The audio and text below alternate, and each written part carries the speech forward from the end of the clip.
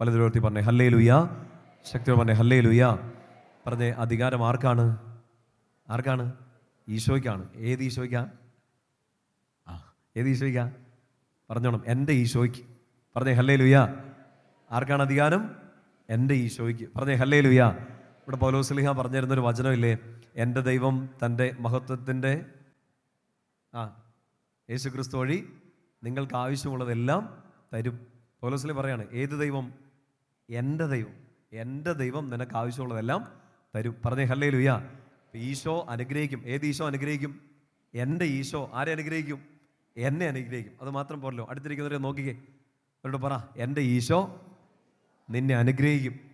സങ്കീർത്തനം 62 എടുക്കാമോ? ഒരു കുഞ്ഞു പ്രാർത്ഥന അവിടെയുണ്ട്. കുഞ്ഞു പ്രാർത്ഥനയാണ്, ഒരു വിശ്വാസം പ്രഖ്യാപിക്കുന്ന പ്രാർത്ഥനയാണ്. ഏതൊരു വിഷമത്തിലും ഏതൊരു പ്രതിസന്ധിയിലും ഈശോയുടെ അധികാരം ഏറ്റുപറഞ്ഞ് ഈശോയുടെ മഹത്വം ഏറ്റുപറയാൻ വേണ്ടിയിട്ടുള്ള നല്ലൊരു പ്രാർത്ഥനയാണ്. 62 സങ്കീർത്തനം അതിൻ്റെ 11 വാക്യം അവർക്ക് വായിച്ചേ. ദൈവം ഒരു പ്രാവശ്യം അരുളി ചെയ്തു, 2 പ്രാവശ്യം ഞാനത് കേട്ടു, ശക്തി ദൈവത്തിൻ്റെതാണ്. ഒന്നുകൂടെ അവർക്ക് വായിച്ചേ. ദൈവം ഒരു പ്രാവശ്യം അരുളി ചെയ്തു, 2 പ്രാവശ്യം ഞാനത് കേട്ടു, ശക്തി ദൈവത്തിൻ്റെതാണ്. പറഞ്ഞേ ഹല്ലേലൂയ. നിങ്ങൾ വലതുകൈ ഒന്ന് തുറന്ന് പിടിച്ചേ, വലതുകൈ ഒന്ന് ഉയർത്തി പിടിച്ചേ. അവസാനത്തെ വാക്യം മാത്രം. ആദ്യത്തെ വാക്യം ഇങ്ങനെയാണ്, ദൈവം ഒരു തവണ അരുളി ചെയ്തു, 2 തവണ ഞാനത് കേട്ടു. എന്താണ് കേട്ടത്? ശക്തി ദൈവത്തിൻ്റെതാണ്. നല്ലതായിട്ട് കൈ ഒന്ന് ഉയർത്തി പിടിച്ച്. 2 തവണ പറഞ്ഞാൽ പോരാ. ദൈവം ഒരു തവണ പറഞ്ഞു, നമ്മൾ 2 തവണ കേൾക്കുന്നു. അങ്ങനെ ഒരു 3 തവണ ഉറക്കെ പറയണം. അത് ചുമ്മാ ഒരു കൺവെൻഷൻ പന്തലിൽ വലിയൊരു ഒച്ച ഉണ്ടാകാൻ വേണ്ടിയിട്ടല്ല. നിങ്ങളിപ്പോൾ ഉള്ളിൽ ഒരു സങ്കടമോ ഉള്ളിലൊരു പ്രശ്നമോ നിങ്ങളുടെ മുമ്പിലൊരു സങ്കടം എന്തെങ്കിലും ഉണ്ടാവട്ടെ, ശക്തി ആർക്കാണ്? ദൈവത്തിൻ്റെതാണ്. പറഞ്ഞേ ഹല്ലേലൂയ. ശക്തി രോഗങ്ങൾക്കോ വേദനകൾക്കോ സങ്കടങ്ങൾക്കോ മനുഷ്യർക്കോ പിശാചിനോ അല്ല. ശക്തി ആർക്കാണ്? ശക്തി ദൈവത്തിൻ്റെതാണ്. ദൈവം ഒരു തവണ അരുളി ചെയ്തു, 2 തവണ ഞാനത് കേട്ടു, ശക്തി ദൈവത്തിൻ്റെതാണ്. അവസാനത്തെ വാക്യം 3 തവണ നമ്മൾ ഉറക്കെ പ്രാർത്ഥിക്കുന്നു, ശക്തി ദൈവത്തിൻ്റെതാണ്. പറ, ശക്തി ദൈവത്തിൻ്റെതാണ്. ഒരിക്കൽ കൂടി പറഞ്ഞേ, ശക്തി ദൈവത്തിൻ്റെതാണ്. പറഞ്ഞേ ഹല്ലേലൂയ. അത് നിങ്ങൾ എപ്പോഴും പ്രഖ്യാപിച്ചോണം. എന്ത് പ്രതിസന്ധി വരുമ്പോഴും എന്ത് സങ്കടം വരുമ്പോഴും ഇത് ഉള്ളിൽ ഇങ്ങനെ പറഞ്ഞേക്കണം, ശക്തി ഇവർക്കല്ല, ശക്തി ആർക്കാണ്? പറ, ഏത് ദൈവത്തിനാണ്? എൻ്റെ ദൈവത്തിനാണ്. പറഞ്ഞേ ഹല്ലേലൂയ. ശക്തി പറഞ്ഞേ ഹല്ലേലൂയ. അപ്പം മുട്ടുവേദന നടുവേദനയും എല്ലാം വരുമ്പോഴത്തേനും പറയണം, ശക്തി ആർക്കാണ്? എൻ്റെ ദൈവത്തിനാണ്. പറഞ്ഞേ ഹല്ലേലൂയ. നിങ്ങളുടെ ഉള്ളിൽ കർത്താവ് ഒരു ശക്തി തന്നിട്ടുണ്ട്, പ്രഖ്യാപിച്ചുകൊണ്ടിരിക്കണം, ശക്തി ദൈവത്തിൻ്റെതാണ്. നമ്മൾ വിശ്വാസ പ്രമാണമൊക്കെ ചെല്ലുന്നില്ലേ? എൻ്റെ തുടക്കം എങ്ങനെയാണ്? നിങ്ങളുടെ ഈ രാജ്യത്ത് എങ്ങനെയാണ് വിശ്വാസ പ്രമാണം തുടങ്ങുന്നത്? സർവശക്തനായ പിതാവും ആകാശത്തിൻ്റെയും ഭൂമിയുടെയും സൃഷ്ടാവുമായ ദൈവത്തിൽ ഞാൻ വിശ്വസിക്കുന്നു. ചിലപ്പോൾ നമ്മളിങ്ങനെ വിശുദ്ധ കുർബാനയുടെ സമയത്തോ അല്ലെങ്കിൽ ജവമാല ചെല്ലുമ്പോഴൊക്കെ പെട്ടെന്ന് റാൻഡമായിട്ട് പെട്ടെന്ന് ചെല്ലിപ്പോവും. അത് നിർത്തി ബാക്കി എവിടെയെങ്കിലും ശ്രദ്ധ തെറ്റിയാലും ആദ്യത്തെ ആ സ്റ്റേറ്റ്മെൻറ്റ്, ആദ്യത്തെ ആ ലൈന് നിങ്ങളുടെ ശ്രദ്ധ തെറ്റരുത്. നല്ല ബോധ്യത്തോടെ വേണം പ്രാർത്ഥിക്കാൻ.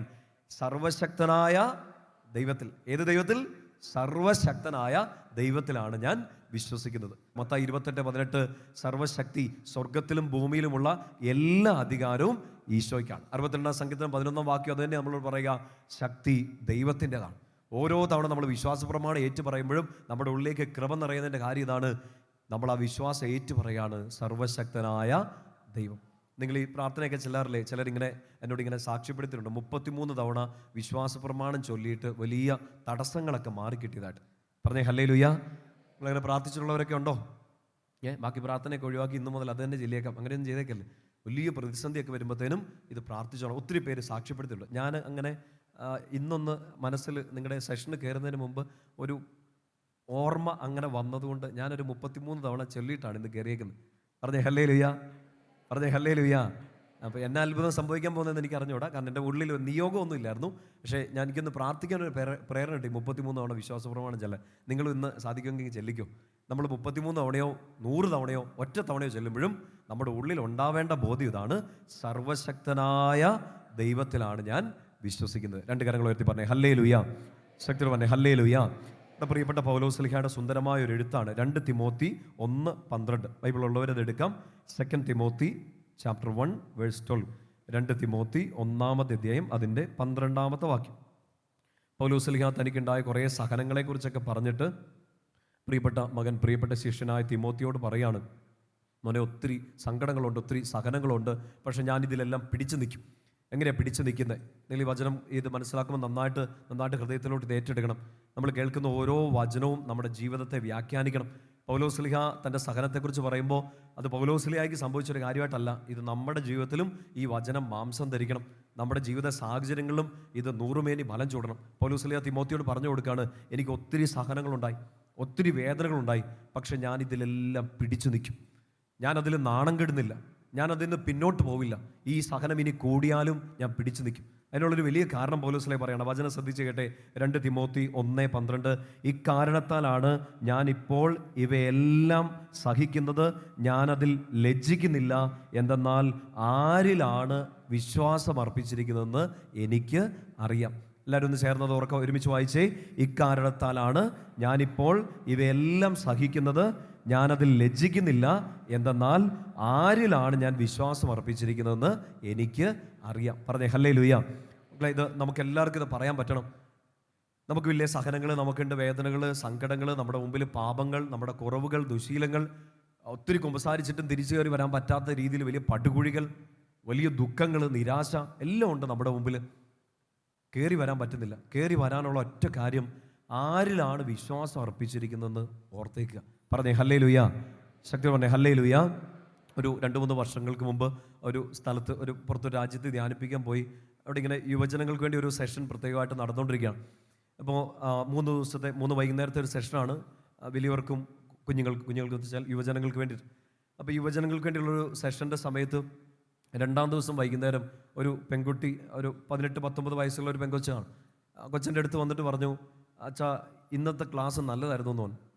ഞാൻ പറഞ്ഞു, വെരി ഗുഡ്, മോക്കെല്ലാം മനസ്സിലായോ? എല്ലാം മനസ്സിലായി. നീ ഇന്നലെ വന്നില്ലേ? ഞാൻ ഇന്നലെ വന്നായിരുന്നു. ഇന്നലെ പറഞ്ഞത് മനസ്സിലായോ? ഇന്നലെ പറഞ്ഞ എനിക്ക് മനസ്സിലായില്ലെന്ന്. ആദ്യത്തെ ദിവസം സാധാരണ വളരെ ലൈറ്റായിട്ട് കാര്യങ്ങൾ സംസാരിക്കാറുള്ളൂ. എന്നിട്ടും ആ കൊച്ചിനത് മനസ്സിലാവാത്തതുകൊണ്ട് ഞാൻ ചോദിച്ചു, അതെന്നാ കട്ടിയായി പോയോ? അവൾ വളരെ നിഷ്കളങ്കമായിട്ട് എന്നോട് പറഞ്ഞു, ഇല്ലച്ചാ എൻ്റെ കെട്ട് മാറിയിട്ടില്ലായിരുന്നു. കെട്ട് മാറിയിട്ടില്ലെന്നു. കെട്ട് മാറിയിട്ടില്ലെന്ന് വെച്ചാൽ നമ്മൾ സാധാരണ ചിന്തിക്കുന്നത് എന്താ, ഓക്കെ പിശാച് എന്തോ കെട്ടിയിട്ടേക്കുന്നു, എന്തോ ബന്ധനത്തിലാണ്. 2-ാം ദിവസം ആ കെട്ടഴിഞ്ഞു. ആ കെട്ടല്ല, അവൾ നന്നായിട്ട്, പിന്നെ നിങ്ങൾക്ക് ഈ മദ്യം, ലഹരി എന്നൊക്കെ പറഞ്ഞാൽ മനസ്സിലാവുമായിരിക്കും അല്ലേ? അങ്ങനെ ഉണ്ടോ? അങ്ങനത്തെ സാധനങ്ങളൊക്കെ ഇവിടെ ഉണ്ടോ? ഉണ്ട്. ഇവള് നല്ല നല്ല നല്ല മൂത്ത് നിൽക്കുകയാണ്. ധ്യാനത്തിന് വന്നത് എന്തോ സാധനം വലിച്ചു കയറ്റിയിട്ടാണ്. നിങ്ങളാരും അങ്ങനെയൊന്നും വന്നിട്ടില്ലാത്തതുകൊണ്ട് ദൈവത്തിന് സ്തുതി. ഇവൾക്ക് ധ്യാനത്തിന് വന്നത് എന്നുവെച്ചാൽ ഒരു ഇച്ചിരി അഡിക്ഷനൊക്കെ ഉണ്ടായിരുന്നു. 2-ാം ദിവസം എന്തായാലും അത് വേണ്ടാന്ന് വെച്ച് അവളിരുന്നു. 3-ാം ദിവസം അവൾ എന്നോട് ചോദിച്ചു, അച്ഛന് വേണോന്ന് ചോദിച്ചു. ഞാൻ പറഞ്ഞു, എനിക്ക് വേണ്ട, നമ്മൾ പണ്ടേ ഫിറ്റാണ്. അല്ല ഇവിടെ നല്ല സാധനം കിട്ടുന്നുണ്ട്. രാജ്യമൊന്നും പറയുന്നില്ല. ചിലപ്പോൾ നിങ്ങൾ ഈ നിയോഗം വെച്ച് പ്രാർത്ഥിച്ച് അങ്ങോട്ട് മാത്രം പോകാൻ വേണ്ടിയിട്ട് ചിലപ്പോൾ നിങ്ങൾ നോക്കും. നിസ്സാരമായിട്ട് എടുക്കില്ലേ? കുഞ്ഞിൻ്റെ ജീവിതം മുഴുവൻ ഈ 18-19 വയസ്സിൽ അത്ര വലിയ മുറിവുകളുണ്ടായി. ഒരു അല്പം പ്രൈവസി ഉള്ളതുകൊണ്ടാണ് പബ്ലിക്കിൽ അത് പറയാത്ത. അത്ര വലിയ മുറിവുകളുണ്ടായ ഒരു കുഞ്ഞാണ്. 3-ാം ദിവസം എന്നോട് ഇങ്ങനെ ചോദിച്ചു, അച്ഛന് നല്ല സാധനം ഞാൻ മേടിച്ചു തരാം, നാട്ടിൽ കൊണ്ടുപോകോളാൻ പറഞ്ഞു. നാട്ടിൽ നല്ലത് കിട്ടത്തില്ലെന്നൊക്കെ പറഞ്ഞു. ഞാൻ വെച്ച്, കർത്താവേ എന്നോട് ഇങ്ങനെ പറയാനൊക്കെ ഇതിന് തോന്നല്ലോ. നിഷ്കളങ്കായ കൊണ്ട് പറഞ്ഞു പോകുന്നതായിരിക്കും, ഒരു സ്വാതന്ത്ര്യത്തോടു കൂടി പറഞ്ഞു മതി. കുഞ്ഞിനോട് കുറച്ച് നേരത്തെ സംഭാഷണത്തിൽ ഈ 3-ാം ദിവസം സംസാരിച്ചുകൊണ്ടിരിക്കുമ്പോഴാണ് ഇവളിങ്ങനെ ഹൃദയം തുറന്ന്, മനസ്സ് തുറന്ന് കാര്യങ്ങളൊക്കെ പറഞ്ഞു. അവൾക്കുണ്ടായ സങ്കടങ്ങൾ, വേദനകൾ. ഞാൻ ശരിക്കും വിചാരിച്ചു, കർത്താവ് ഇതെങ്ങനെ പിടിച്ചു നിന്നു, ഈ കൊച്ചെങ്ങനെ പിടിച്ചു നിന്നു. ഞാനാണെങ്കിൽ ആ വേദന വന്നാൽ 3 തവണ അറ്റാക്ക് മിനിമം ഉണ്ടാവും. അത്രയും വലിയ വേദനയാണ്, അത്രയും വലിയ. നിങ്ങളോട് പറഞ്ഞാൽ ചിലപ്പോൾ നിങ്ങൾക്ക് പാനിക് അറ്റാക്ക് ഉണ്ടാവും. അത്രയും വലിയ സങ്കടം ഈ അതിൻ്റെ കുഞ്ഞ് ജീവിതം കൊണ്ട് ഇങ്ങനെ സഹിക്കേണ്ടി വന്നു. ഈ ആ ഒരു സ്ഥലത്ത് വെച്ച് വലിയൊരു വിശ്വാസവഞ്ചനയൊക്കെ നേരിടേണ്ടി വന്നു. ജീവിതം തീർന്നു പോയ പോലത്തെ ഒരവസ്ഥ. ഈ കുഞ്ഞെന്നിട്ട് കുറേ സംസാരിച്ചു. ഒരു തുള്ളി കണ്ണുനീര് പോലും പുറത്തോട്ട് വരുന്നില്ല. എന്തായാലും 2-3 ദിവസത്തെ ധ്യാനത്തിൻ്റെ ശുശ്രൂഷകളൊക്കെ, ആരാധനയൊക്കെ കൂടി ശരിക്കും അവൾ പിന്നീട് സാക്ഷ്യപ്പെടുത്തി. ടോക്കുകളല്ല, പിന്നെ ബാക്കി സമയങ്ങളല്ല, എനിക്ക് ആരാധനയുടെ സമയത്ത് എനിക്ക് ഈശോയെ അനുഭവിക്കാൻ പറ്റി. ഈശോയുടെ സ്നേഹം കിട്ടിയതുകൊണ്ട് വേറെ ഒരു ലഹരിയും എനിക്കിനി വേണ്ട എന്ന് ഇവൾ സാക്ഷ്യപ്പെടുത്തി. പറഞ്ഞേ ഹല്ലേലൂയ. എൻ്റെ കുഞ്ഞ് പറഞ്ഞൊരു സ്റ്റേറ്റ്മെൻറ്റാണ്, 2 ലഹരി ഒരുമിച്ച് വർക്ക് ചെയ്യണം. അവളുടെ ആത്മീയ കണ്ണുകളോടെ അതിനെയൊക്കെ കാണാൻ അവൾക്ക് പറ്റി. അവൾ പറയുകയാണ്, ഇത്രയും നേരം എന്നെ ആശ്വസിപ്പിച്ചിരുന്നത്, ഇത്രയും നാൾ എൻ്റെ സങ്കടങ്ങളെ മറന്നു കളയാൻ എന്നെ സഹായിച്ചുകൊണ്ടിരുന്നത് ഈ ലഹരിയാണ്. പക്ഷെ ഇപ്പോൾ എനിക്ക് ഈശോ എന്ന സ്നേഹം, ആ സ്നേഹമാകുന്ന ലഹരി കിട്ടി. ഇനി ഇത് മറന്നു പോയില്ലെങ്കിലും ഞാൻ മുന്നോട്ട് നീങ്ങും. പറഞ്ഞേ ഹല്ലേലൂയ. ഈ കൊച്ച് എൻ്റെ മുമ്പിൽ ഇങ്ങനെ ആ സംഭാഷണത്തിൻ്റെ ഇടയ്ക്ക് കൊച്ചിങ്ങനെ 3 ദിവസവും എന്നോട് പറഞ്ഞു, അച്ഛൻ്റെ ഡ്രസ്സിങ് ശ്രദ്ധിച്ചോ? എപ്പോഴും അച്ഛന്മാർ ലോഹി ഇടുന്ന പോലെ പിന്നെ കൈ നീളമുള്ള ഉടുപ്പാണ് 3 ദിവസം ഇട്ടുകൊണ്ടിരുന്നത്. ഒരു ഹൂഡിയൊക്കെ ഇട്ട് നല്ല പിടിക്കിയ ഒരു കുഞ്ഞ്. എന്നിട്ട് ഇവളെന്നോട് പറഞ്ഞു, അച്ഛന് പേടി വരത്തില്ലെങ്കിൽ ഞാൻ ഒരു കൂട്ടം കാണിക്കട്ടെ എന്ന് ചോദിച്ചു. ഞാൻ പറഞ്ഞു, കാണിക്ക്. എന്നിട്ട് ഈ കൊച്ചിങ്ങനെ 2 കൈ ഇങ്ങനെ തെറുത്ത് കയറ്റി വെച്ചു മുകളോട്ട്. സത്യം പറഞ്ഞാൽ ഞാൻ പേടിച്ചു എന്നല്ല, ഇതിലേക്കൂടെ ഒരു ആന്തൽ കയറി വന്നിരിക്കും. ആരുടെയെങ്കിലും ദേഹത്ത് മുറിവുകൾ കാണുമ്പോൾ നമുക്ക് വരുന്നൊരു ഒരാളലുണ്ടല്ലോ, ഈ കൊച്ചിൻ്റെ കൈ രണ്ടും ഇങ്ങനെ മുറിച്ച് വെച്ചേക്കാണ്. നമ്മൾ ഈ മീന് മസാല വെക്കില്ലേ, അതുപോലെ ഇങ്ങനെ മുറിച്ച് വെച്ചേക്കാം. കുറേ ഫ്രഷ് ആയിട്ടുള്ള മുറിവുകൾ, കുറേ ഉണങ്ങിയത്, കുറേ മുറിവ് ഉണങ്ങിയ അതിൻ്റെ ആ വെള്ള പാടുകൾ. ഞാൻ ചോദിച്ചേടി നിനക്ക് വേദനയൊന്നും ഇല്ലേ? അവൾ പറഞ്ഞ വെച്ചാൽ ആദ്യത്തെ തവണ വേദനിച്ചു എന്നു. പിന്നെ വേദനയില്ല. കാരണം അവൾ പറഞ്ഞതനുസരിച്ച് ഇപ്പം ഈ കൈകൾ മുറിച്ച് വെച്ചേക്കുന്നല്ല, അതിനേക്കാട്ടും വലിയ വേദന അവളുടെ ഹൃദയത്തിൽ ആഴത്തിൽ പതിഞ്ഞിട്ടുണ്ട്. ഈ കുഞ്ഞ് അതിനകത്ത് നിന്നൊക്കെ ചാടിക്കയറി പോന്നു. കഴിഞ്ഞ വർഷമാണെന്ന് തോന്നുന്നു, അതിൻ്റെ കഴിഞ്ഞ 2024 എൻ്റെ ഓർമ്മ. ഈ കുഞ്ഞ് നാട്ടിൽ അവധിക്ക് വന്ന സമയത്ത് പാമ്പാടിയിൽ ഞങ്ങളുടെ ധ്യാനേന്ദ്രത്തിൽ വന്നു. വളരെ പ്രകാശത്തോടു കൂടി ഇരുന്ന് അവൾ അന്ന് സാക്ഷ്യപ്പെടുത്തിയത് ആ ധ്യാനം തീരുന്നൊരു ദിവസത്തേക്ക് മാത്രമായിരുന്നില്ല, അവളുടെ ജീവിതത്തെ മുഴുവൻ അടുത്തൊരു ലെവലിലേക്ക്, ആനന്ദത്തിൻ്റെ ലെവലിലേക്ക് ഉയർത്താൻ, മഹത്വത്തിലേക്ക് ഉയർത്താൻ ഈശോ എന്നൊരു ലഹരി അവൾക്ക് അന്ന് ആ ആരാധനയുടെ സമയത്ത് ഇഞ്ചക്റ്റ് ചെയ്യപ്പെട്ടു. പറഞ്ഞേ ഹല്ലേലൂയ. അവൾ തീരുമാനിച്ചതാണ്. നമ്മൾ ഈ ഒരു സാക്ഷ്യം പോലെ ഇതൊക്കെ പറയുമ്പോൾ ഓർക്കണം, നമുക്ക് ഇങ്ങനെയുള്ള സങ്കടങ്ങൾ, വേദനകൾ, തിരിച്ചു കയറി വരാൻ പറ്റാത്ത രീതിയിലുള്ള കുഴികൾ, മറക്കാൻ ആഗ്രഹിക്കുന്ന ഒരു കഴിഞ്ഞ കാലം, നമ്മൾ വീണ്ടും വേദനയിലേക്ക് നയിക്കുന്ന കഴിഞ്ഞ കാലത്തിൻ്റെ കെട്ട ഓർമ്മകൾ, ഇതൊക്കെ നിൽക്കുമ്പോഴും ഇതിനെ മറന്നു കളയാനല്ല, ഇതിൻ്റെ മുകളിലോട്ട് ചാടിക്കയറാൻ, മഹത്വത്തിലോട്ട് കയറണമെങ്കിൽ ഈശോയാകുന്ന സ്നേഹത്തിൻ്റെ ലഹരി നമ്മുടെ ഉള്ളിലേക്കും ഇഞ്ചക്റ്റ് ചെയ്യപ്പെടണം. പറഞ്ഞേ ഹല്ലേലൂയ. ശക്തിയോടെ പറഞ്ഞേ ഹല്ലേലൂയ. 2 കരങ്ങൾ ഉയർത്തി പറഞ്ഞേ ഹല്ലേലൂയ. നമ്മളെ തീരുമാനിക്കേണ്ടതും നമ്മളെ വിശ്വാസം പ്രഖ്യാപിക്കേണ്ടത് ഇതാണ്. എൻ്റെ കഴിഞ്ഞ കാലത്തെ സങ്കടങ്ങൾക്കോ, ഇപ്പം എന്നെ തൽക്കാലം ആശ്വസിപ്പിക്കുന്ന ചില വ്യക്തികൾക്കോ, ചിലപ്പോൾ എൻ്റെ വേദനകളെ മറന്നു കളയാൻ വേണ്ടി എന്നെ സഹായിക്കുന്ന ആശ്വാസത്തിൻ്റെ ചില വാക്കുകൾക്കോ അല്ല, ഈശോയ്ക്കാണ് ശക്തി. ഈശോയ്ക്ക് മാത്രം, എൻ്റെ ഈശോയ്ക്കാണ് ശക്തി. പറഞ്ഞേ ഹല്ലേലൂയ. എൻ്റെ കുടുംബത്തിൽ, എൻ്റെ അസ്വസ്ഥതകളിൽ, എൻ്റെ രോഗങ്ങളിൽ, എൻ്റെ പരാജയങ്ങളിൽ, എന്നെ പരാജയപ്പെടുത്തിയവർക്കോ ഓർമ്മകൾക്കോ കഴിഞ്ഞ കാലത്തിനോ അല്ല, ഈശോയ്ക്ക് മാത്രമാണ് ശക്തി. ഉറക്കെ പറയാം ഹല്ലേലൂയ. പൗലോസ് ശ്ലീഹ നമ്മളോട് പറഞ്ഞു തരികയാണ്, എനിക്ക് പീഡനങ്ങളുണ്ട്, നാണം കെടുന്ന അനുഭവങ്ങളുണ്ട്, എനിക്ക് മുന്നോട്ട് പോകാൻ പറ്റാത്ത രീതിയിൽ സങ്കടങ്ങൾ ഒന്നിനു പുറകെ ഒന്നായിട്ട് വരുന്നുണ്ട്. പൗലോസ് ശ്ലീഹ കൊരിന്തോസുകാർക്ക് കത്തെഴുതുന്ന സമയത്ത് നിങ്ങൾ വായിക്കുന്നുണ്ട്, പൗലോസ് ശ്ലീഹയ്ക്ക് ഉണ്ടായ സഹനങ്ങൾ, വേദനകൾ, കപ്പൽ ഛേദം, കാരാഗൃഹത്തിൽ അടയ്ക്കപ്പെടുന്നു, ചങ്ങലയ്ക്ക് ബന്ധിക്കപ്പെടുന്നു, തെറ്റിദ്ധരിക്കപ്പെടുന്നു, ഒത്തിരി സങ്കടങ്ങൾ. പക്ഷെ പൗലോസ് ശ്ലീഹ തിമോത്തിയോട് പറയാണ്, മോനെ ഞാൻ ഇതിൽ ലജ്ജിക്കുന്നില്ല. എനിക്കുണ്ടായ ഒരു സങ്കടത്തെയും, എനിക്കുണ്ടായ ഒരു സഹനത്തെയും ഓർത്ത് ഞാൻ നാണം കെടുന്നില്ല. ഒറ്റ കാരണം, ആരിലാണ് വിശ്വാസം അർപ്പിച്ചിരിക്കുന്നതെന്ന് എനിക്ക് അറിയാം. പറഞ്ഞേ ഹല്ലേലൂയ. നിങ്ങൾക്കും അറിയാലോ ആരിലാണ് നിങ്ങൾ വിശ്വാസം അർപ്പിച്ചിരിക്കുന്നത്? സർവശക്തനായ ഈശോയിലാണ്. പറഞ്ഞേ ഹല്ലേലൂയ. ഈ സങ്കടങ്ങളില്ലെന്നോ, വേദനകളില്ലെന്നോ, രോഗങ്ങളില്ലെന്നോ ഒന്നുമല്ല, ഈ പ്രശ്നങ്ങളില്ല, കടങ്ങളില്ല, രോഗങ്ങളില്ല എന്നല്ല, ഇതെല്ലാം അവിടെയുണ്ട്. പക്ഷേ ഞാൻ ആരിലാണ് വിശ്വാസം അർപ്പിച്ചിരിക്കുന്നതെന്ന് എനിക്ക് നന്നായിട്ട് അറിയാം. സഭയുടെ മതബോധന എന്ന് നമ്മളോട് പറഞ്ഞു തരും, വിശ്വസിക്കുക എന്നാൽ മുറുകെ പിടിക്കുക എന്നാണ് അർത്ഥം. To believe means to hold on. വിശ്വസിക്കുക എന്നാൽ മുറുകെ പിടിക്കുക. ഞാൻ ഈശോയിൽ വിശ്വസിക്കുന്നു എന്ന് പറഞ്ഞാൽ അതിൻ്റെ അർത്ഥം എന്താണ്? ഞാൻ ഈശോയെ മുറുകെ പിടിക്കുന്നു. പറഞ്ഞേ ഹല്ലേലൂയ. നിങ്ങൾ ഈശോയെ വിശ്വസിക്കുന്നില്ലേ? ഉണ്ട്. എന്ന് വെച്ചാൽ അതിൻ്റെ അർത്ഥം ഞാൻ ഈശോയിൽ മുറുകെ പിടിക്കുന്നു. എനിക്ക് എന്ത് വന്നാലും, കാറ്റടിച്ചാലും, കോളടിച്ചാലും എന്ന് വെച്ചാൽ കോളടിക്കുക എന്നല്ല, തിരമാലകൾ അടിച്ചാലും എന്തു വന്നാലും ഞാൻ ഈശോയിൽ ആശ്രയിക്കുന്നു. ആരിലാണ് വിശ്വാസം അർപ്പിച്ചിരിക്കുന്നതെന്ന് എനിക്ക് അറിയാം. പറഞ്ഞേ ഹല്ലേലൂയ. അല്ലെ, ശ്രദ്ധിക്കണം, നമ്മൾ ഈ ദിവസങ്ങൾക്ക് ഈ ദൈവമഹത്വത്തെക്കുറിച്ച് പറഞ്ഞുകൊണ്ടിരിക്കുമ്പോൾ കർത്താവിൻ്റെ ആധിപത്യം, കർത്താവിൻ്റെ അധികാരത്തെക്കുറിച്ചൊക്കെ പറയുമ്പോൾ നിങ്ങൾ ഓർത്ത് വയ്ക്കുക, നമുക്ക് നമ്മുടെ ജീവിതത്തിൻ്റെ മേൽ, പല കാര്യങ്ങളുടെ മേലും ഒരു കൺട്രോൾ കിട്ടുന്നില്ല. നമ്മുടെ ജീവിതത്തിൽ പല കാര്യങ്ങളും നമ്മുടെ നിയന്ത്രണത്തിൽ കിട്ടുന്നില്ല. ഉൽപ്പത്തി പുസ്തകത്തിൻ്റെ വായനകൾ ആരംഭിക്കുമ്പോൾ ഇങ്ങനെ കാണുന്നുണ്ട്, ഒരു ക്രമരാഹിത്യം, ഒരു ശൂന്യത, അന്ധകാരം നമ്മുടെയൊക്കെ ലൈഫിലുണ്ട്. നമ്മൾ വിചാരിക്കുന്ന പോലെ കാര്യങ്ങൾ നടക്കുന്നില്ല, നമ്മൾ പ്രാർത്ഥിക്കുന്ന പോലെ ചില കാര്യങ്ങൾക്ക് ഉത്തരം കിട്ടുന്നില്ല, വിശുദ്ധിയിൽ ജീവിക്കാൻ ആഗ്രഹിച്ചിട്ട് പറ്റുന്നില്ല. കർത്താവ് മഹത്വത്തോടെ നൽകിയൊരു ജീവിതം ചിലപ്പോൾ ഇങ്ങനെ ചീഞ്ഞളിഞ്ഞ് ഒരു പരുവമായിട്ടൊക്കെ നിൽക്കുകയായിരിക്കും. അതൊന്ന് തിരിച്ചു പിടിക്കണം. എനിക്ക് നിങ്ങളോട് പറഞ്ഞു തരാൻ ഒരു പ്രേരണ കിട്ടുന്നതാണ്, ഈശോ തന്ന മഹത്വം ചിലപ്പം നമുക്ക് നഷ്ടപ്പെട്ടു പോയിട്ടുണ്ടാകാം, അത് തിരിച്ചു പിടിക്കണം. പറഞ്ഞേ ഹല്ലേലൂയ. ഈശോ നമുക്ക് ഈ സൃഷ്ടിയിൽ തന്നെ, നമ്മൾ ഈ ഭൂമിയിലേക്ക് അയച്ചപ്പോൾ തന്നെ മഹത്വത്തോടു കൂടിയാണ് നമ്മളെ സൃഷ്ടിച്ച് അയച്ചത്. ചിലപ്പോൾ നമ്മൾ നമ്മുടെ ലൈഫ് ഇങ്ങനെ നോക്കുമ്പോഴത്തേനും വിചാരിക്കും, ദാരിദ്ര്യം പിടിച്ചൊരു വീട്, രോഗമുള്ളൊരു ശരീരം, ഒത്തിരി സങ്കടങ്ങളുള്ളൊരു ജീവിതം. ഞാൻ കുറച്ച് നേരം നിങ്ങളുടെ കൂട്ടായ്മയിലൊക്കെ ഉള്ളതും പല ഇടവുകളിൽ നിന്നൊക്കെ വന്ന കുറച്ച് പേരൊക്കെ ഇന്ന് ഞാൻ നോബിളിച്ചൊക്കെ കണ്ടുകൊണ്ടിരിക്കുകയാണ്. ഓർത്ത് എന്തോരം സങ്കടങ്ങളുള്ള മനുഷ്യർ. അവരോട് നിങ്ങളുടെ ജീവിതം മഹത്തരമാണ്, അനുഗ്രഹമാണെന്നൊക്കെ പറഞ്ഞാൽ ചിലപ്പോൾ അവർക്ക് വിശ്വസിക്കാൻ ബുദ്ധിമുട്ടായിരിക്കും. ചില സങ്കടങ്ങളൊക്കെ കേൾക്കുമ്പോൾ എനിക്ക് അങ്ങനെ തോന്നാറുണ്ട്, ദൈവമേ ഇവരോട് എങ്ങനെ പറയും. പക്ഷേ ഇവിടെ ഇന്ന് ഈ വചനം കേൾക്കുന്ന നിങ്ങൾ എല്ലാവരും ഹൃദയത്തിലോട്ട് ഏറ്റെടുത്ത്, നിങ്ങളുടെ ജീവിതം കർത്താവ് തന്നത് മഹത്വമുള്ള ഒരു ജീവിതമാണ്. പറഞ്ഞേ ഹല്ലേലൂയ. തന്നതാരാണ്? ഈശോയാണ്. അതുകൊണ്ട് തന്നിരിക്കുന്ന ജീവിതവും മഹത്വമുള്ളതാണ്. പറഞ്ഞേ ഹല്ലേലൂയ. ചിലപ്പോൾ നമ്മൾ അപ്പുറത്തോട്ട് ഇപ്പുറത്തോട്ടൊക്കെ നോക്കുമ്പോൾ അവരെ പോലെ ആയിരിക്കില്ല. അവരുടെ അത്രയും സാമ്പത്തികം ഉണ്ടാവില്ല, അവരുടെ അത്രയും വലിയ വീട് നമുക്കുണ്ടാവില്ല, അവരുടെ അത്രയും വലിയ ഒരു ഉന്നമനം ഒന്നും നമുക്ക് ഉണ്ടായിട്ടുണ്ടാവില്ല. പക്ഷെ നമ്മളെ സൃഷ്ടിച്ചയച്ച കർത്താവ് മഹത്വമുള്ള കർത്താവാണ്. നിന്നെ സൃഷ്ടിച്ചത് മഹത്വത്തോടെയാണ്. പറഞ്ഞേ ഹല്ലേലൂയ. നമ്മൾ കൊള്ളാം അല്ലേ? കാരണം എന്താണ്? ഈശോ നമ്മളെ മഹത്വത്തോടെ സൃഷ്ടിച്ചു. വലതുകൈ നെഞ്ചോട് ചേർത്ത് പിടിച്ചിട്ട് പറഞ്ഞേ, ഈശോ എന്നെ മഹത്തരമായി സൃഷ്ടിച്ചു. പറഞ്ഞോ, ഞാൻ കൊള്ളാം. പറഞ്ഞേ, നെഞ്ചൊക്കെ നിർത്തിയിട്ട് പറ, ഞാൻ കൊള്ളാം. വേറെ ആരും പറയത്തൊന്നുമില്ല, നിങ്ങൾ തന്നെ പറയണം. കർത്താവ് അഹങ്കാരത്തിലല്ല കേട്ടോ, കർത്താവ് തന്ന അഭിമാനത്തിൽ പറയണം, ഈശോ തന്നൊരു ജീവിതം ഞാൻ കൊള്ളാം. പറഞ്ഞേ ഹല്ലേലൂയ. അടുത്തിരിക്കുന്ന തോളയിലൊന്ന് തട്ടിയിട്ട് പറഞ്ഞേ, നീ കൊള്ളാം. പറ, ആക്കരുത്, പറ നീ കൊള്ളാം. കാരണം എന്താണ്?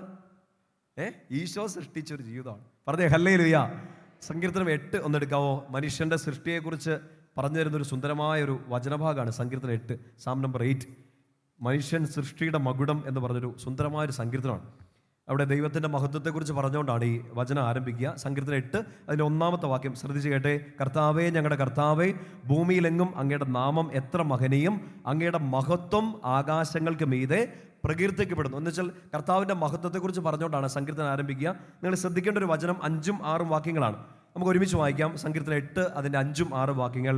എന്നിട്ടും അവിടുന്ന് അവനെ ദൈവദൂതന്മാരെക്കാൾ അല്പം മാത്രം താഴ്ത്തി. മനുഷ്യന്റെ സൃഷ്ടിയെക്കുറിച്ച് പറയുകയാണ്. അടുത്ത വചനം ഇങ്ങനെയാണ്, മഹത്വവും ബഹുമാനവും കൊണ്ട് അവനെ മകുടമണിയിച്ചു. വളരെ സിമ്പിളായിട്ട് പറഞ്ഞാൽ, ഈശോ എന്നെ സൃഷ്ടിച്ചത് മഹത്വം തന്നുകൊണ്ടാണ്. നമ്മൾ പ്രാർത്ഥിക്കുകയാണ്, കർത്താവേ എന്നെ മഹത്വപ്പെടുത്തണം, എന്നെ അനുഗ്രഹിക്കണം, എൻ്റെ ജീവിതം നല്ലതാക്കി മാറ്റണം.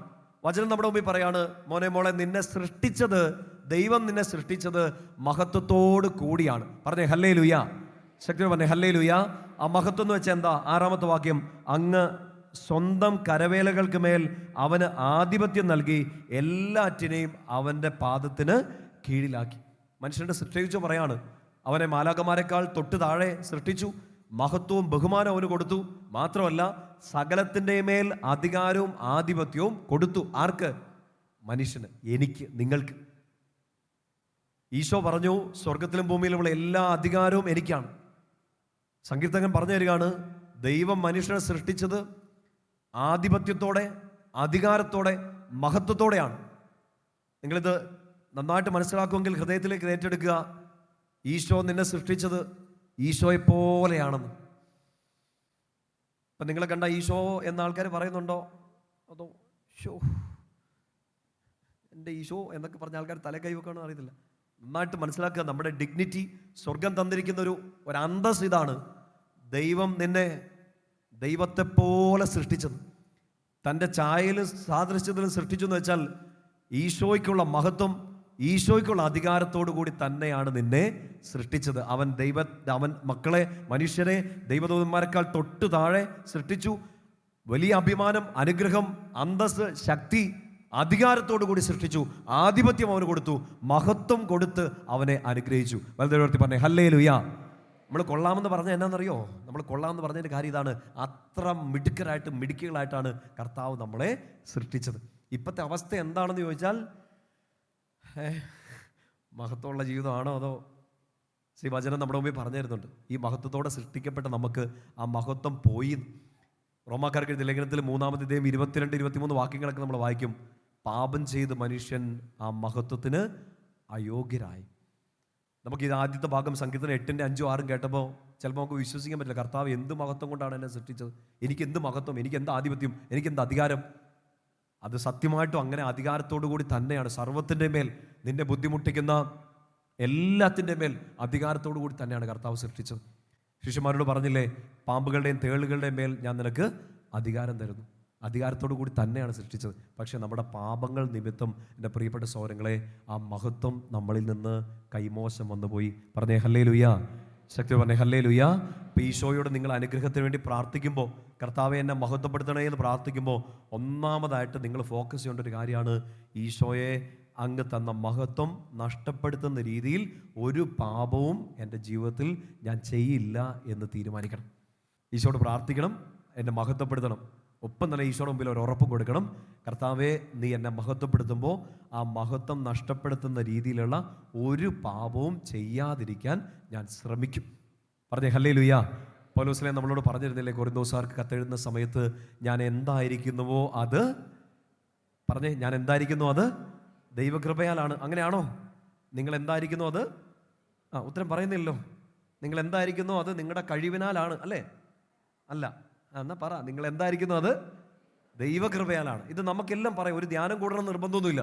ഈശോയെ ഒരു കുഞ്ഞ് രീതിയിൽ മനസ്സിലാക്കിയ പോലും നമുക്ക് വിശ്വാസത്തോടെ പറയാൻ പറ്റും, ഞാൻ എന്തായിരിക്കുന്നു അത് ദൈവകൃപയാലാണ്. പക്ഷെ പൗലോസ്ലീഹ പറയുന്ന അടുത്ത സ്റ്റേറ്റ്മെന്റ് ശ്രദ്ധിക്കണം, അവൻ എൻ്റെ മേൽ ചൊരിഞ്ഞ ഒരു കൃപ പോലും വെറുതെ ആയി പോയിട്ടില്ല. ഞാൻ എന്തായിരിക്കുന്നോ അത് ദൈവകൃപയാലാണ്. അവിടുന്ന് എൻ്റെ മേൽ ചൊരിഞ്ഞ ഒരു കൃപ പോലും ഞാൻ നഷ്ടമാക്കിയിട്ടില്ല. പറഞ്ഞേ ഹല്ലേലൂയ. ഞാൻ എന്തായിരിക്കുന്നു അത് ദൈവകൃപയാലാണ് എന്ന് ഉറപ്പുള്ളവരെന്ന് കൈയെടുത്തിക്കേ. ഞാനിപ്പോൾ എന്താണ്, എൻ്റെ സ്റ്റാറ്റസ്, എൻ്റെ ആരോഗ്യം, എൻ്റെ സുസ്ഥിതി, എനിക്ക് കിട്ടിയ നല്ല പേര്, എന്തോ ആവട്ടെ, ഞാൻ എന്തായിരിക്കുന്നു അത് ദൈവകൃപയാലാണ്. ഉറപ്പാണോ? നിങ്ങളുടെ അടുത്താരെങ്കിലും കൈ പൊക്കുന്നില്ലേ, അവരെ ഒന്ന് തുറച്ചു നോക്കിയാൽ നമുക്ക് ഉറപ്പാണ് നമ്മൾ എന്തായിരിക്കുന്നു അത് ദൈവകൃപയാലാണ്. കൈതാത്താൻ പറയാം. പൗലോസ്ലീഹ പറഞ്ഞതുപോലെ, എൻ്റെ ഈശോ എനിക്ക് തന്ന ഒരു കൃപ പോലും ഞാൻ വെറുതെ ആക്കിയിട്ടില്ല എന്നുറപ്പുള്ളവർ മാത്രം കൈയെടുത്തിക്കേ. ഞാൻ ആദ്യം കൈ കെട്ടാം, നിങ്ങൾക്കൊരു സന്തോഷമാവട്ടെ. എല്ലാവരും കൈ താത്തിയോ? ഇപ്പം അടുത്ത് കൈ പൊക്കി പിടിച്ചിരിക്കുന്നവരെ നന്നായിട്ടൊന്ന് തുറച്ചു നോക്കിക്കോ. എടാ കള്ള, എടാ കള്ളി എന്നൊക്കെ വിളിച്ചു. ഇല്ല, നല്ല നല്ല മനുഷ്യരാണ്, നല്ല മഹത്വം കളയാത്ത മനുഷ്യരൊക്കെ ഉണ്ട് നമ്മുടെ ഇടയിൽ. ഞാൻ ഇടയ്ക്ക് കുറച്ച് കളഞ്ഞെന്ന് തോന്നുന്നു, അതാ ഞാൻ കൈയ്യട്ടി വന്നു. പറഞ്ഞേ ഹല്ലേലൂയ. പ്രിയപ്പെട്ട സോദരങ്ങളെ, നമുക്ക് പറയാൻ പറ്റില്ല. ആദ്യത്തെ സ്റ്റേറ്റ്മെന്റ് നമുക്ക് പറയാം, ഈശോയെ നീ തന്ന അല്ലാതെ മറ്റൊന്നുമില്ല. നമുക്ക് പാട്ടൊക്കെ പാടി പ്രാർത്ഥിക്കാം. പക്ഷേ ഈശോ നമ്മളിത് കേൾക്കാൻ ആഗ്രഹിക്കുന്ന ഒരു കാര്യം ഇതാണ്, മോളെ, ഞാൻ നിനക്ക് തന്ന കൃപ, ഞാൻ നിനക്ക് തന്ന മഹത്വം നീ കളഞ്ഞോ? അത് കളയുന്ന ഒരു പ്രധാനപ്പെട്ട കാര്യമാണ് നമ്മുടെ പാപങ്ങൾ. നിങ്ങൾ ഈ ദിവസങ്ങളൊക്കെ നന്നായിട്ട് കുമ്പസാരിക്കുന്നു, വചനമൊക്കെ കേട്ട്, ചിലപ്പോൾ നിങ്ങൾ ആഴ്ചയിൽ കുമ്പസാരിക്കുന്നവരുണ്ടാകാം, വർഷത്തിലൊരിക്കൽ കുമ്പസാരിക്കുന്നവരൊക്കെ ഉണ്ടാകും. ആത്മീയസ്ഥിതി പല രീതിയിലാണ്. കൂടെ കുമ്പസാരിച്ച് നല്ല മിടുക്കരായിട്ട് നിൽക്കുന്നവരുണ്ട്. നമുക്കെപ്പോഴും ഈ പ്രലോഭനങ്ങൾ വരും, നമുക്കെപ്പോഴും പാപങ്ങൾ നമ്മുടെ ജീവിതത്തിൽ ഇങ്ങനെ മാടി വിളിച്ചുകൊണ്ടിരിക്കും. ചില ദുശീലങ്ങൾക്കൊക്കെ നമ്മൾ പെട്ടുപോകും. നിങ്ങളോട് ഇത് പറഞ്ഞ് നിങ്ങളുടെ ഹൃദയത്തിലോട്ട് ഇത് കയറണം എന്നാണ് ഞാൻ ആഗ്രഹിക്കുക. പരിശുദ്ധാത്മാവ് സഹായിക്കട്ടെ. പാപം നമ്മുടെ ജീവിതത്തിൽ എന്ത് ചെയ്യുന്നു എന്ന് ചോദിച്ചാൽ, ഈ കൺവെൻഷനിൽ നിങ്ങളുടെ ഉള്ളിലോട്ട് ഈ ഒരു ബോധ്യം കിട്ടണമെന്ന് ഞാൻ ആഗ്രഹിക്കുകയാണ്. പാപം എൻ്റെ ജീവിതത്തിൽ രോഗങ്ങൾ വരുത്തി, പാപം എൻ്റെ ജീവിതത്തിൽ സന്തോഷം എടുത്തു കളഞ്ഞു, പാപം എൻ്റെ ജീവിതത്തിൽ ദുഃഖങ്ങൾ കൊണ്ടുതന്നു, ഇതൊന്നുമല്ല. അതിനേക്കാൾ മുകളിൽ പാപം ഒരാളുടെ ജീവിതത്തിൽ, എൻ്റെ ജീവിതത്തിൽ നഷ്ടപ്പെടുത്തി കളയുന്നത് ദൈവം തന്ന മഹത്വമാണ്. ക്ലിയറാണോ? പാപം എടുത്തു കളയുന്നത് എന്താണ്? പാപം നശിപ്പിച്ച് കളയുന്നത് എന്താണ്? എന്നെ ദൈവം മഹത്വത്തോടുകൂടി, അധികാരത്തോടുകൂടി സൃഷ്ടിച്ചു. മഹത്വം എന്ന് വെച്ചാൽ സർവ്വത്തിൻ്റെ മേൽ അധികാരം. നിങ്ങൾ ഓർത്ത് നോക്കി, ഇപ്പം എന്ത് കണ്ടാലും ചിലപ്പോൾ നമുക്ക് പേടിയാണ്. വാഴയില ഒന്ന് അനങ്ങിയാൽ, വാഴയില ഇനി അനങ്ങിയില്ലെങ്കിൽ പേടി. ഇന്നലെ ഞങ്ങൾ താമസിക്കുന്ന സ്ഥലത്തേക്ക് പോയപ്പോൾ അവിടെ ഒരു മൂർഖം പാമ്പ്. എൻ്റെ കൂടെയുള്ള പയ്യൻ ഞെട്ടി വിറച്ചു. ഞാൻ ഞെട്ടിയില്ല, കാരണം ഞാൻ ഉറങ്ങിപ്പോയായിരുന്നു നേരത്തെ. അവനിച്ചിരി താമസിച്ചാണ്. പാമ്പിനെ കണ്ടാൽ പിന്നെ നിങ്ങൾ ഞെട്ടത്തില്ലേ? ഞാനും ഞെട്ടും. ഞാൻ ഉറങ്ങിപ്പോയതുകൊണ്ട് ഞെട്ടിയില്ല. ഈ ഭയം എന്നൊരു സാധനം നമ്മുടെ എല്ലാം ഉള്ളിൽ കിടപ്പുണ്ട്. നമ്മൾ പേടിക്കും, സകലതയും പേടി, മനുഷ്യരെ പേടി. വീടിൻ്റെ മുറ്റത്തൊരു മുട്ട കണ്ടാൽ, പണ്ടാണെങ്കിൽ നമ്മൾ കൊണ്ട് പൊരിച്ചേനെ, ഇപ്പോൾ വീടിൻ്റെ മുറ്റത്തൊരു മുട്ട കണ്ടാൽ പേടിക്കും. സകലത്തിനെ നമ്മൾ പേടിക്കും. നേരത്തെ മനുഷ്യരോട് നമ്മൾ ഒത്തിരി സ്നേഹത്തോടെ പെരുമാറിയിരുന്നു. ഇപ്പോൾ എല്ലാവരോടും സംശയം, എല്ലാവരോടും പേടിയൊക്കെയാണ്. ഒരു മനുഷ്യൻ്റെ മുഖത്ത് നോക്കാൻ പറ്റാത്ത രീതിയിൽ നമുക്ക് പേടി, അസ്വസ്ഥത, ഒന്നിൻ്റെ മേൽ അധികാരമില്ല, ഒന്നിൻ്റെ മേൽ.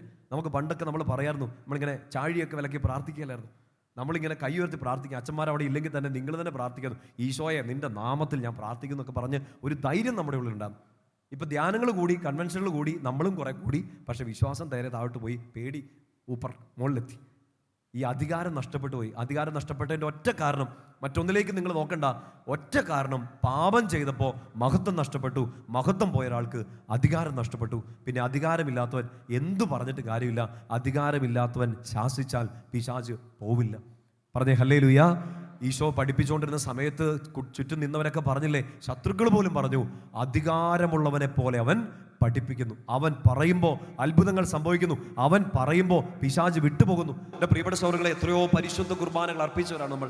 എത്രയോ തവണ ഈശോയുടെ ശരീരരക്തങ്ങൾ സ്വീകരിച്ച് ഈശോ നമ്മളിലും നമ്മൾ ഈശോയിലും വസിച്ചവരാണ്. എന്നിട്ടും നമുക്കെന്താ പറഞ്ഞ് പ്രാർത്ഥിക്കാൻ, തിന്മയെ ശാസിക്കാൻ, പിശാചിനെ ബഹിഷ്കരിക്കാൻ, വീട്ടിലുള്ള ഒരു അസ്വസ്ഥതയെ ശാസിച്ച് പുറത്തിറക്കി വിടാൻ എന്തുകൊണ്ടാണ് നമുക്ക് അധികാരമില്ലാത്തത്? അധികാരമില്ലാത്തതിൻ്റെ ഒറ്റ കാരണം മഹത്വം നഷ്ടപ്പെട്ടു. മഹത്വം നഷ്ടപ്പെട്ടതിൻ്റെ ഒറ്റ കാരണം പാപം ചെയ്തു. അതുകൊണ്ട് ഫോക്കസ് ചെയ്യണം, ശ്രദ്ധ കൊടുക്കണം. എൻ്റെ ഈശോ എനിക്ക് തന്ന അധികാരവും മഹത്വവും നഷ്ടപ്പെടുത്തുന്ന ഒരു പാപവും, അവിടുന്ന് തന്ന കൃപ നിഷ്ഫലമാക്കി കളയുന്ന ഒരു പാപവും എൻ്റെ ജീവിതത്തിൽ ഞാൻ ചെയ്യില്ല എന്ന് തീരുമാനിക്കാം. രണ്ട് കരങ്ങൾ ഉയർത്തി പറയാം, ഹല്ലേലൂയ. ശക്തിയോടെ പറഞ്ഞേ, ഹല്ലേലൂയ. എൻ്റെ പ്രിയപ്പെട്ട സഹോദരങ്ങളെ, നമ്മൾ ഒത്തിരി കുമ്പസാരങ്ങളിൽ തീരുമാനങ്ങൾ എടുത്തിട്ടുണ്ട്, വീണ്ടും വീണ്ടും വീണ് പോകുന്നുണ്ട്. തീരുമാനങ്ങളല്ല, കൃപയാണ് എല്ലാത്തിൻ്റെ അടിസ്ഥാനം. ഈശോടൊന്ന് പ്രാർത്ഥിച്ചോളൂ, കർത്താവേ, ഞാനിത് എത്രയോ കുമ്പസാരങ്ങൾ ഏറ്റുപറഞ്ഞു, ഇനി ഒരു പാപം ചെയ്യരുത്, മറ്റൊരു കാരണം കൊണ്ടല്ല, ഈശോ തന്ന ഈ മഹത്വം എൻ്റെ കയ്യിൽ നിന്ന് പോവരുത്, അതിനൊരു കൃപ തരണേ എന്ന് പറഞ്ഞ് പ്രാർത്ഥിക്കാം.